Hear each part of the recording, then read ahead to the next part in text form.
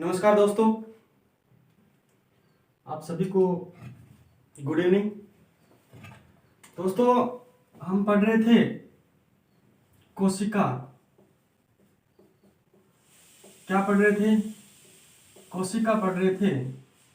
यानी हमारा जो चैप्टर था वो था सेल, जिसमें दोस्तों अभी तक हमने पिछले जो वीडियो के अंदर देखा था हमने प्रोकैरियोटिक कोशिका और यूकैरियोटिक कोशिका के बारे में। उसके बाद हमने टॉपिक शुरू किया था प्रोटोप्लाज्म शुरू किया था। उसके अंदर सबसे पहले हमने देखा था कि जो प्रोटोप्लाज्म होता है, प्रोटोप्लाज्म, साइटोप्लाज्म और न्यूक्लियोप्लाज्म, इसके बारे में हमने देखा था। साइटोप्लाज्म जो होता है दोस्तों, जैसे ये हमारी कोई कोशिका है और कोशिका के मध्य कोई केंद्रक, उसका क्या है? केंद्रक है। केंद्रक और कोशिका में जो क्या पाया जाता है? एक तरल पदार्थ पाया जाता है। तो जो केंद्रक के बाहर जो तरल पदार्थ होता है उसको अपन बोलते हैं कोशिका द्रव, या फिर इसको बोला जाता है साइटोप्लाज्म। क्या बोला जाता है? साइटोप्लाज्म बोला जाता है। हम बात करें केंद्रक की, तो केंद्रक के अंदर जो तरल पदार्थ पाया जाता है उसको बोला जाता है दोस्तों केंद्रक द्रव्य। क्या बोला जाता है? केंद्रक द्रव, या फिर इसको बोला जाता है न्यूक्लियोप्लाज्म। क्या बोला जाता है दोस्तों? न्यूक्लियोप्लाज्म। यदि बात करें प्रोटोप्लाज्म की, तो केंद्रक और साइटोप्लाज्म को मिलाकर के क्या बोला जाता है दोस्तों? प्रोटोप्लाज्म बोला जाता है। क्या बोला जाता है? प्रोटोप्लाज्म, या फिर इसे बोलते हैं जीव द्रव्य। यहां तक पिछले वीडियो में हमने देखा था। अब दोस्तों हमें पढ़ना है इस प्रोटोप्लाज्म के बारे में। क्या पढ़ना है? इस प्रोटोप्लाज्म के बारे में पढ़ना है। तो देखिए दोस्तों, क्या होता है प्रोटोप्लाज्म। इसके अंदर अपन सबसे पहले पढ़ते हैं प्रोटोप्लाज्म को। देखिए दोस्तों, प्रोटोप्लाज्म जो है, प्रोटोप्लाज्म जो है दो शब्दों से मिलकर बना है। कितने शब्दों से मिलकर बना है? दो शब्दों से मिलकर बना है। एक तो होता है दोस्तों प्रोटो और दूसरा होता है प्लाज्म। प्रोटो का मतलब होता है पहला या प्रथम कह सकते हैं हम इसे, और जो प्लाज्म होता है इसका मतलब होता है दोस्तों पदार्थ। क्या मतलब होता है? पदार्थ। प्रोटोप्लाज्म जो होता है वो दो शब्दों से मिलकर बना है, एक प्रोटो, दूसरा प्लाज्म। ये जो प्रोटो शब्द है दोस्तों, इसका अर्थ होता है पहला, या अपन बोल सकते हैं प्रथम, और जो प्लाज्म है इसका जो अर्थ होता है दोस्तों वो होता है पदार्थ। तो कोशिका का जो पहला जीवित पदार्थ है वो कौन सा है दोस्तों? प्रोटोप्लाज्म है। कोशिका का पहला जीवित जो पदार्थ है वो क्या है दोस्तों? जीवित जो पदार्थ है वो क्या है दोस्तों? प्रोटोप्लाज्म है। क्या है? प्रोटोप्लाज्म, या फिर इसको अपन बोल सकते हैं जीव द्रव्य। क्या है? जीव द्रव्य है। प्रोटोप्लाज्म में प्रोटो का अर्थ होता है पहला और प्लाज्म का अर्थ होता है पदार्थ। कोशिका का पहला जीवित पदार्थ दोस्तों जीव द्रव्य है। क्या है? जीव द्रव्य है। यदि हम बात करें प्रोटोप्लाज्म की, तो जो प्रत्येक कोशिका होती है, प्रत्येक जीवित कोशिका जो होती है उसके अंदर दोस्तों क्या पाया जाता है? प्रोटोप्लाज्म पाया जाता है। यानी प्रत्येक जो जीवित कोशिका होती है उस जीवित कोशिका के अंदर क्या पाया जाता है दोस्तों? प्रोटोप्लाज्म पाया जाता है। क्या पाया जाता है? जीव द्रव्य या प्रोटोप्लाज्म पाया जाता है। यदि हम बात करें प्रोटोप्लाज्म की, प्रत्येक कोशिका के अंदर दोस्तों क्या पाया जाता है? जीवित कोशिका के अंदर क्या पाया जाता है? प्रोटोप्लाज्म पाया जाता है। यदि ये प्रोटोप्लाज्म किसी कोशिका के अंदर दोस्तों नष्ट हो जाता है, या अपन बोल सकते हैं किसी कोशिका के अंदर दोस्तों ये प्रोटोप्लाज्म क्या होता है? नष्ट हो जाता है, तो उस कोशिका का जो जीवित रहने का गुण है उस कोशिका का दोस्तों जो जीवित रहने का गुण है वो भी क्या हो जाता है दोस्तों, नष्ट हो जाता है। कोशिका का जीवित रहने का जो गुण है वो क्या हो जाता है दोस्तों, नष्ट हो जाता है। यानी वो संपूर्ण कोशिका क्या हो जाती है दोस्तों, नष्ट हो जाती है। यानी वो कोशिका क्या हो जाती है दोस्तों, मर जाती है। यानी प्रत्येक जीवित कोशिका के अंदर क्या पाया जाता है दोस्तों, प्रोटोप्लाज्म पाया जाता है। और अगर किसी कोशिका के अंदर ये प्रोटोप्लाज्म क्या हो जाता है दोस्तों, नष्ट हो जाता है, तो उस कोशिका का जो जीवित रहने का गुण है वो भी क्या हो जाता है दोस्तों, नष्ट हो जाता है। इसका मतलब ये हुआ दोस्तों कि वो कोशिका क्या हो जाती है दोस्तों, मर जाती है। यदि हम बात करें कोशिका की, किसकी बात करें, कोशिका की, तो जो कोशिका में उपस्थित जो कोशिकांग होते हैं, कोशिका में उपस्थित जो कोशिकांग होते हैं और केंद्रक होता है, वो किस में पाया जाता है दोस्तों, इसी प्रोटोप्लाज्म के अंदर पाया जाता है।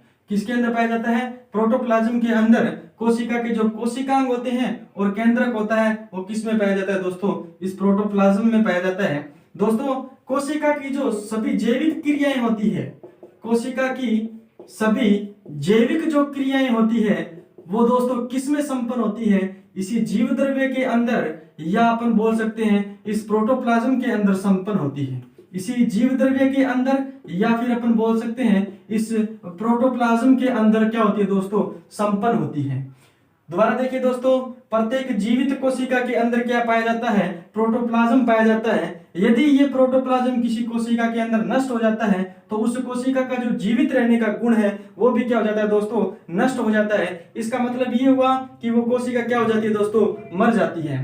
दोस्तों अगर कोशिका की बात करें तो कोशिका के अंदर जो कोशिकांग पाए जाते हैं, जो केंद्रक पाया जाता है, वो किसके अंदर पाया जाता है दोस्तों, प्रोटोप्लाज्म के अंदर पाया जाता है, उस जीवद्रव्य के अंदर पाया जाता है। यदि बात करें कोशिका की, तो कोशिका की जो सभी जैविक क्रियाएं होती है दोस्तों वो किस में संपन्न होती है, जीवद्रव्य के अंदर, इस प्रोटोप्लाज्म के अंदर संपन्न होती है। यानी जो कोशिका श्वसन करती है, जो कोशिका उत्सर्जन करती है, कोशिका में जो पोषण ग्रहण करने की जो क्रिया पाई जाती है वो किस में संपन्न होती है दोस्तों, इस प्रोटोप्लाज्म में संपन्न होती है। ये क्या कहलाती है दोस्तों, जैविक क्रियाएं कहलाती है कोशिका की, जो किस में संपन्न होती है, प्रोटोप्लाज्म में संपन्न होती है।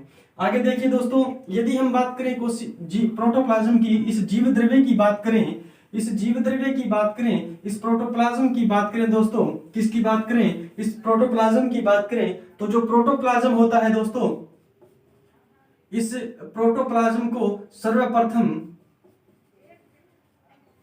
किसने देखा था दोस्तों, कोर्टी नामक वैज्ञानिक ने देखा था। कोर्टी नामक वैज्ञानिक ने इसको क्या देखा था दोस्तों, सर्वप्रथम किसको देखा था, कोर्टी नामक वैज्ञानिक ने प्रोटोप्लाज्म को देखा था। और दोस्तों इसी प्रोटोप्लाज्म को एक वैज्ञानिक आए जिसका नाम था दोस्तों डुजार्डिन। क्या नाम था, डुजार्डिन नामक वैज्ञानिक ने क्या नाम दे दिया दोस्तों, सारकोड नाम दे दिया। क्या नाम दे दिया, सारकोड नाम दिया। प्रोटोप्लाज्म को सारकोड नाम किसने दिया दोस्तों, डुजार्डिन नामक वैज्ञानिक ने दिया।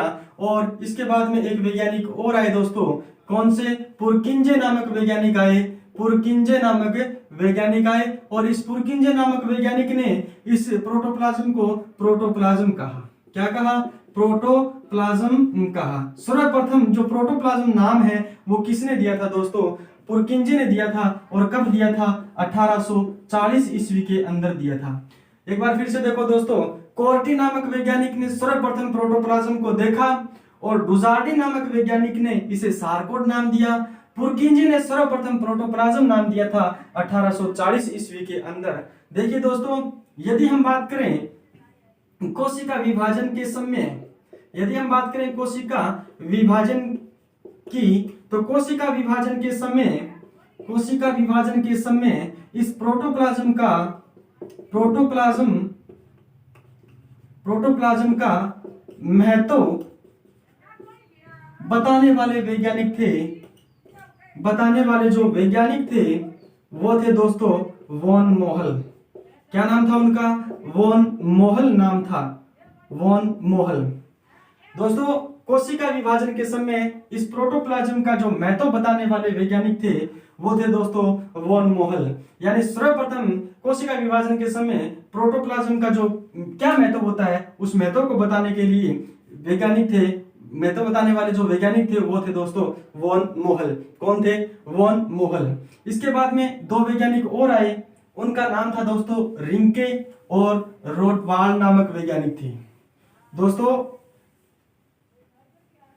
एक वैज्ञानिक थे रिंके और एक वैज्ञानिक थे रोटवाल्ड। ये दो वैज्ञानिक थे, इन्होंने सर्वप्रथम प्रोटोप्लाज्म का रासायनिक विश्लेषण किया था। प्रोटोप्लाज्म का क्या किया था दोस्तों? रासायनिक विश्लेषण किया। सर्वप्रथम प्रोटोप्लाज्म का जो रासायनिक विश्लेषण किया था वो रिंके और रोटवाल्ड नामक वैज्ञानिक ने किया था। इसके बाद में एक वैज्ञानिक आते हैं दोस्तों जिनका नाम है जे हेक्सले। क्या है? जे हेक्सले नामक वैज्ञानिक आते हैं और जे हेक्सले ने प्रोटोप्लाज्म को क्या कहा दोस्तों? प्रोटोप्लाज्म को क्या कहा? जीवन का भौतिक आधार कहा। जीवन का भौतिक आधार माना। जीवन का भौतिक आधार कहा। किसको कहा दोस्तों? प्रोटोप्लाज्म को कहा। और जे हेक्सले ने कहा, जे हेक्सले ने प्रोटोप्लाज्म को क्या माना दोस्तों? जीवन का भौतिक आधार माना। और यदि हम बात करें दोस्तों जीवन का आधार, जीवन का जो आधार होता है वो कौन होती है दोस्तों? कोशिका होती है। याद रखना दोस्तों इस बात को, जीवन का जो आधार होती है वो होती है कोशिका। और यदि ये आ जाए कि जीवन का जो भौतिक आधार होता है वो क्या होता है दोस्तों? प्रोटोप्लाज्म को कहा जाता है। जीवन का आधार किसे कहा जाता है? कोशिका को कहा जाता है। और जीवन का जो भौतिक आधार कहा जाता है वो किसको कहा जाता है दोस्तों? प्रोटोप्लाज्म को कहा जाता है। आगे देखिए दोस्तों, हम बात करते हैं एक वैज्ञानिक जिनका नाम है मैक्स सुल्टज व हर्टविंग। मैक्स सुल्टज और हर्टविंग 1861। इन दोनों वैज्ञानिकों ने सर्वप्रथम क्या किया दोस्तों? प्रोटोप्लाज्म थ्योरी दी। क्या दी? प्रोटोप्लाज्म थ्योरी दी। प्रोटोप्लाज्म जो थ्योरी है वो 1861 में सर्वप्रथम किसने दी? मैक्स सुल्टज व हर्टविंग नामक वैज्ञानिक ने दी। हर्टविंग और मैक्स सुल्टज नामक दो वैज्ञानिकों ने सर्वप्रथम प्रोटोप्लाज्म थ्योरी दी। इनके अनुसार मानना था कि जो प्रोटोप्लाज्म होता है दोस्तों वो क्या होता है? सैमांगी कोलाइडी और तरल पदार्थ होता है। क्या होता है? तरल पदार्थ होता है। दोस्तों हम बात करें मैक्स सुल्टज व हर्टविंग ने सर्वप्रथम प्रोटोप्लाज्म थ्योरी दी जिसके अंतर्गत यह माना गया कि जो प्रोटोप्लाज्म होता है वो क्या होता है? सैमांगी और कोलाइडी तरल पदार्थ होता है। यदि हम बात करें प्रोटोप्लाज्म की तो दोस्तों प्रोटोप्लाज्म से अगर कोशिकांग केंद्रक, प्रोटोप्लाज्म से अगर कोशिकांग केंद्रक और अंतःकोशिकीय पदार्थों को अगर हटा दें, अंतःकोशिकीय पदार्थों को अगर हटा दें तो जो बचा हुआ पार्ट है वो कहलाता है दोस्तों हाइलोप्लाज्म। क्या कहलाता है? हाइलोप्लाज्म कहलाता है, यानी कचाप द्रव्य कहलाता है, हाइलोप्लाज्म कहलाता है। यदि किसी कोशिका से उसके कोशिकांग केंद्रक अंतःकोशिकीय पदार्थ अगर हटा दें हम तो जो बचा हुआ पार्ट है, जो बचा हुआ पदार्थ है वो क्या कहलाता है दोस्तों? हाइलोप्लाज्म कहलाता है। क्या कहलाता है? हाइलोप्लाज्म कहलाता है। अब देखिए दोस्तों, यदि हम बात करें प्रोटोप्लाज्म की, किसकी बात करें? प्रोटोप्लाज्म की बात करें तो प्रोटोप्लाज्म में जो प्रोटोप्लाज्म होता है, प्रोटोप्लाज्म में साइक्लोसिस प्रकार की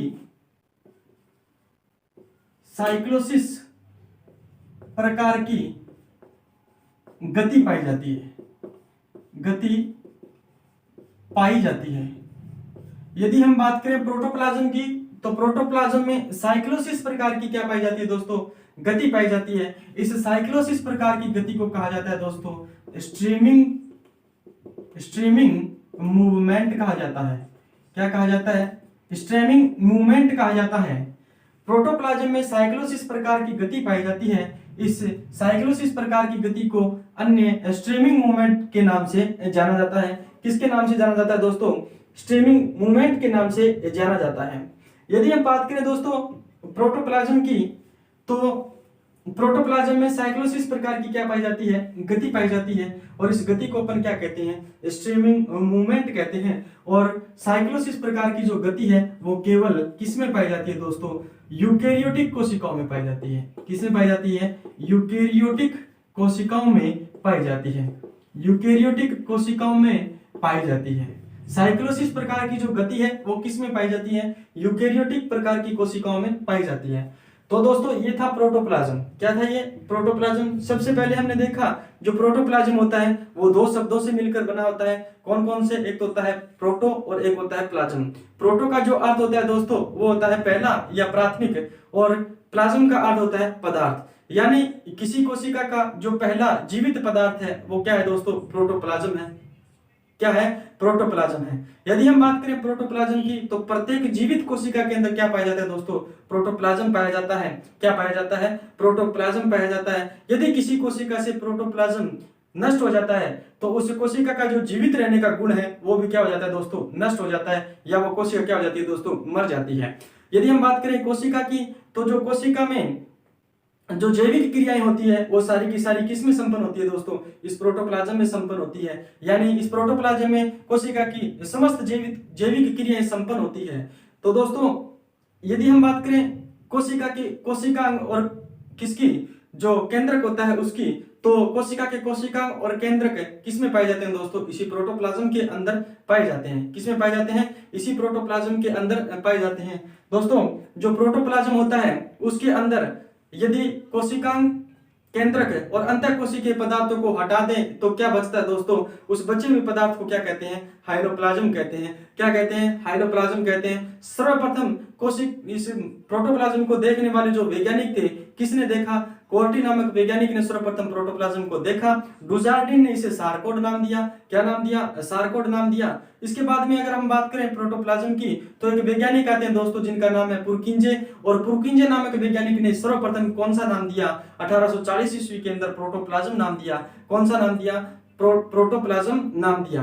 दोस्तों कोशिका विभाजन के दौरान इस प्रोटोप्लाज्म की क्या भूमिका होती है, क्या महत्व होता है, उस महत्व को बताने वाले जो वैज्ञानिक थे उस वैज्ञानिक का नाम था दोस्तों, उस वैज्ञानिक का क्या नाम था?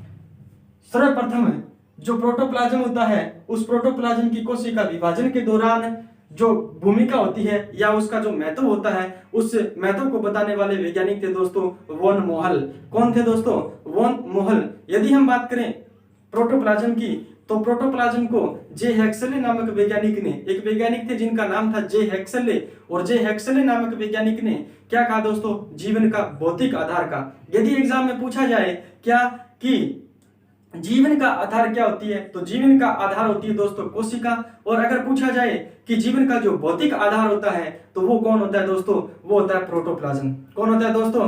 प्रोटोप्लाज्म। इसके बाद में दो वैज्ञानिक आते हैं दोस्तों, रिंके और रोडवाल्ड नामक करके दो वैज्ञानिक आते हैं। रिंके और रोडवाल्ड नामक वैज्ञानिक ने सर्वप्रथम इस प्रोटोप्लाज्म का रासायनिक विश्लेषण कर दिया।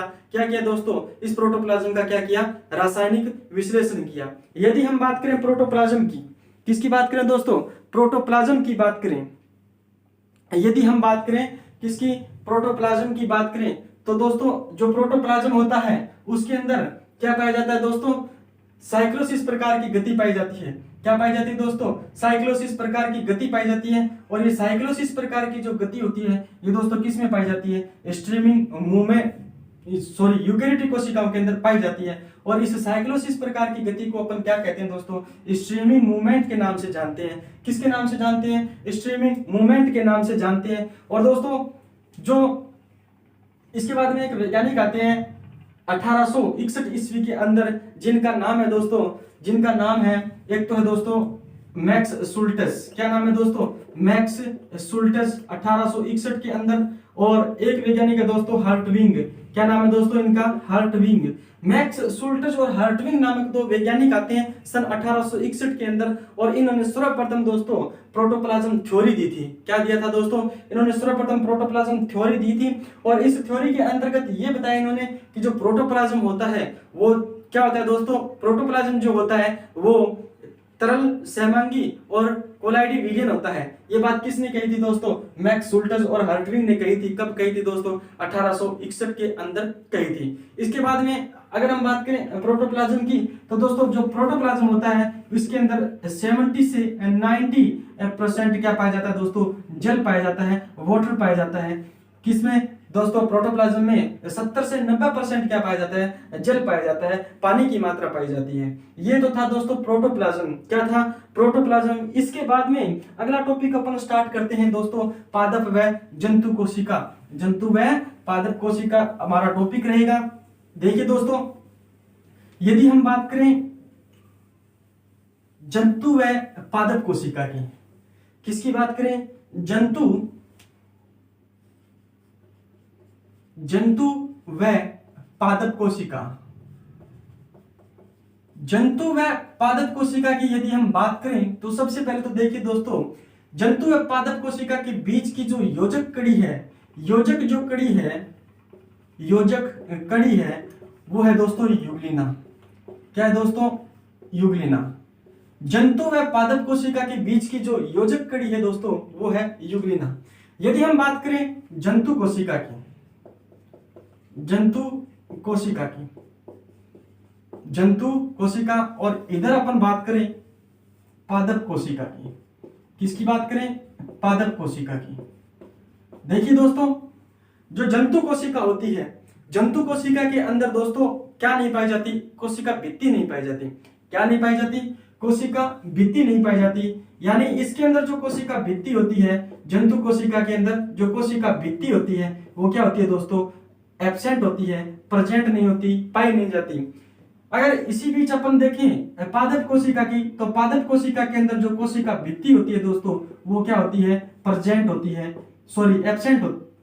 कोशिका भित्ति होती है वो क्या होती है? प्रेजेंट होती है, पाई जाती है। कोशिका भित्ति होती है जो पादप कोशिका के अंदर क्या होती है दोस्तों? पाई जाती है, प्रेजेंट होती है। देखिए दोस्तों, जंतु कोशिका जो होती है उसके अंदर कोशिका भित्ति क्या होती है दोस्तों? एब्सेंट होती है, पाई नहीं जाती। और जो पादप कोशिका होती है उस कोशिका के अंदर, पादप कोशिका के अंदर कोशिका भित्ति पाई जाती है। क्या होती है दोस्तों? कोशिका भित्ति पाई जाती है। यदि हम बात करें जंतु कोशिका की, तो इस कोशिका का जो आकार होता है, आकार क्या होता है दोस्तों? छोटा होता है, छोटा होता है और अनियमित आकार की होती है, अनियमित आकृति की होती है, अनियमित आकृति की होती है। दोस्तों हम बात करें जंतु कोशिका की, तो आकार जो होता है वो छोटा होता है और जो आकृति होती है वो अनियमित होती है, अनियमित आकृति की पाई जाती है जंतु कोशिका। वहीं अगर अपन बात करें पादप कोशिका की, तो पादप कोशिका दोस्तों आकार में क्या होती है? बड़ी होती है। आकार जो होता है वो क्या होता है दोस्तों? बड़ा होता है। और जो आकृति होती है वो आकृति क्या होती है दोस्तों? नियमित होती है। आकृति कैसी होती है? नियमित होती है। यदि हम बात करें जंतु कोशिका की, तो जो जंतु कोशिका होता है दोस्तों, जंतु कोशिका जो होती है उसमें दोस्तों जो रसदानियां होती है, जंतु कोशिका के अंदर जो रसदानियां होती है, या अपन इसे बोल सकते हैं, क्या बोल सकते हैं दोस्तों? रिक्तिका बोल सकते हैं, रिक्तिकाएं बोल सकते हैं। क्या बोल सकते हैं? या तो अपन इसे रसदानियां बोल सकते हैं, वैक्यूल्स बोल सकते हैं, या फिर इसको अपन बोल सकते हैं रिक्तिकाएं। ये रिक्तिकाएं दोस्तों क्या होती है? रसदानियां होती है। ये क्या होती है दोस्तों? बड़ी होती है। क्या होती है? बड़ी होती है। और इनकी जो संख्या होती है दोस्तों वो क्या होती है? कम होती है। इनकी जो संख्याएं होती है वो क्या होती है दोस्तों? कम होती है। यदि हम बात करें जंतु कोशिका की, तो जंतु कोशिका में जो रिक्तिका होती है दोस्तों, रसदानियां होती है दोस्तों, वो क्या होती है? जंतु कोशिका में सॉरी छोटी होती है। क्या होती है दोस्तों? छोटी होती है। और इनकी जो संख्या होती है वो क्या होती है दोस्तों? अधिक होती है। संख्या होती है वो क्या होती है दोस्तों? अधिक होती है। यदि हम बात करें इधर पादप कोशिका की, तो जो पादप कोशिकाएं होती है इसके अंदर जो रसदानियां होती है, जो रिक्तिकाएं होती है, रसदानियां होती है, जो रिक्तिकाएं होती है वो क्या होती है दोस्तों? रिक्तिकाएं जो होती है वो क्या होती है दोस्तों, बड़ी होती है, और संख्या में क्या होती है दोस्तों, कम होती है। संख्या जो होती है वो क्या होती है दोस्तों, कम होती है। देखिए दोस्तों, जंतु कोशिका जो होती है उसके अंदर कोशिका भित्ति नहीं पाई जाती, एब्सेंट होती है। वहीं अगर अपन बात करें पादप कोशिका की, जो पादप कोशिका होती है दोस्तों, इसके अंदर कोशिका भित्ति पाई जाती है। यदि हम बात करें जंतु कोशिका की, तो जंतु कोशिका में जो कोशिका का आकार होता है वो क्या होता है, छोटा होता है, अनियमित आकृति की होती है जंतु कोशिका। और वहीं बात करें अपन पादप कोशिका की, तो पादप कोशिका जो होती है वो दोस्तों आकार में तो क्या होती है, बड़ी होती है, और आकृति इनकी क्या होती है, नियमित होती है। दोस्तों, जो जंतु कोशिका होती है उस जंतु कोशिका में जो रसदानियां पाई जाती है, या अपन इसको बोलते हैं रिक्तिकाएं बोलते हैं, या फिर अपन इसको बोलते हैं वैक्यूल बोलते हैं। और वैक्यूल जो होती है वो क्या होती है दोस्तों, छोटी होती है, और संख्या क्या होती है दोस्तों, इनकी अधिक होती है। वहीं अपन बात करें रसदानियां किसमें, पादप कोशिका में जो वैक्यूल्स पाई जाती है, जो रसदानियां पाई जाती है, जो रिक्तिका पाई जाती है, वो क्या होती है दोस्तों, बड़ी होती है, और इनकी संख्या क्या होती है दोस्तों, कम होती है। क्या होती है दोस्तों, कम होती है। अगर हम बात करें जंतु कोशिका की, देखिए दोस्तों, जंतु कोशिका के अंदर जो प्लास्टिड होता है, प्लास्टिड नहीं पाया जाता। जंतु कोशिका के अंदर दोस्तों जो प्लास्टिड होता है, प्लास्टिड नहीं पाया जाता, और एकमात्र इसका अपवाद है दोस्तों, प्लास्टिड नहीं पाया जाता। और युग्लिना इसका अपवाद है दोस्तों, युग्लिना के अंदर क्या पाया जाता है, प्लास्टिड पाया जाता है। युग्लिना के अंदर क्या पाया जाता है दोस्तों, प्लास्टिड पाया जाता है। वही बात करें अपन पादप कोशिका के अंदर, तो पादप कोशिका के अंदर दोस्तों प्लास्टिड क्या होता है, उपस्थित होता है, पाया जाता है। प्लास्टिड क्या होता है, पाया जाता है। जंतु कोशिका के अंदर अगर अपन बात करें राइबोसोम की, अगर हम बात करें जंतु कोशिका के अंदर किसकी, गोल्जिकाए की बात करें, किसकी बात करें, गोल्जिकाए की बात करें। जंतु कोशिका के अंदर अगर अपन गोल्जिकाए की बात करें, तो जो गोल्जिकाए होता है वो दोस्तों उत्तेजित अवस्था के अंदर पाया जाता है। किसके अंदर पाया जाता है, उत्तेजित अवस्था के अंदर पाया जाता है, तथा उत्तेजित अवस्था के अंदर और जटिल अवस्था के अंदर पाया जाता है। उत्तेजित और जटिल अवस्था के अंदर पाया जाता है। उत्तेजित और जटिल अवस्था के अंदर पाया जाता है। जंतु कोशिका में जो गोल्जिकाए होता है वो उत्तेजित और जटिल अवस्था के अंदर पाया जाता है। वहीं अपन बात करें पादप कोशिका की, तो पादप कोशिका के अंदर दोस्तों गोल्जिकोए को डिक्टियोसोम कहते हैं।